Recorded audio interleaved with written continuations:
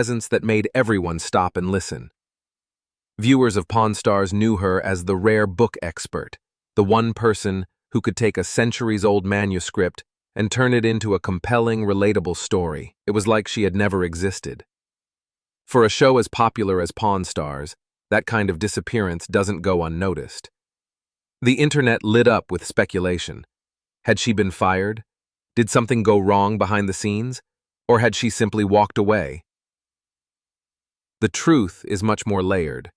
It's a story. She studied French and Japanese in high school, then added Latin and ancient Greek in college. She earned a degree in classical studies and linguistics, perfect tools for someone who'd go on to work with the rarest books in the world.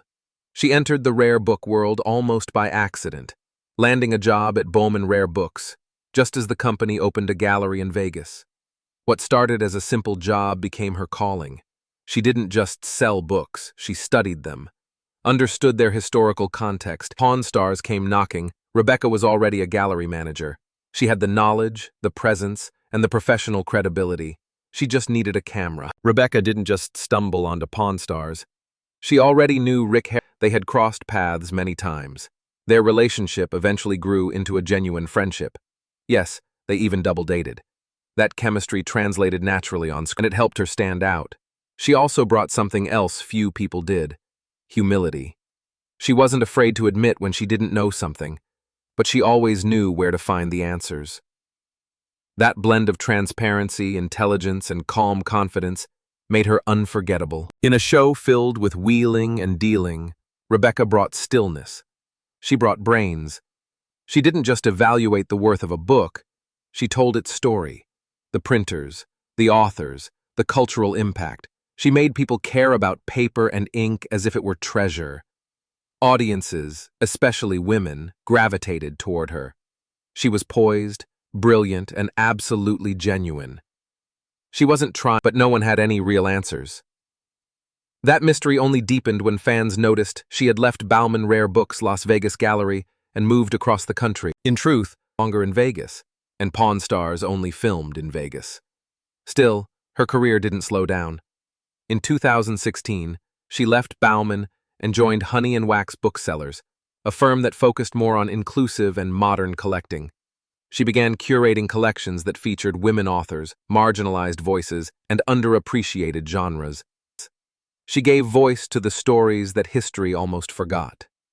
At the same time, she launched a podcast, Biblioclast, with her husband J.P. Romney.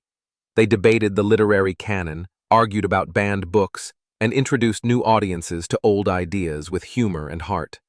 Her co-authored book, Printer's Errors, earned praise from major publications and became a go-to for people curious about the weird, often hilarious image began to crack. Rebecca didn't want that. Her career was based on trust, accuracy, and respect.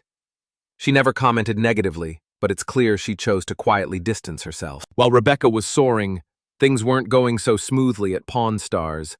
In 2016, Chumley was arrested on serious charges related to drugs and firearms. In 2018, Richard "Old Man" Harrison passed away. In 2023, Corey Harrison was arrested for DUI. And in 2024, Adam Harrison, Rick's other son, was found dead.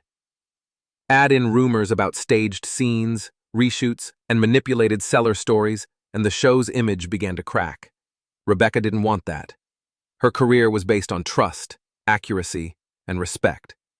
She never commented negatively, but it's clear she chose to quietly distance herself. Some people leave quietly, others leave a mark. Rebecca Romney did both. She didn't storm off, she didn't post a dramatic farewell, she just evolved. From a swimming instructor to a respected literary authority, from reality TV guest to entrepreneur and author. She proved that substance always lasts longer than spectacle. Today, Rebecca continues to shine, off camera, behind the scenes, and between the pages of the books she so dearly loves. And while she may not return to Pawn Stars, her legacy is written, in ink, in print, in history. Because she was never just the book girl. She was and still is Rebecca Romney.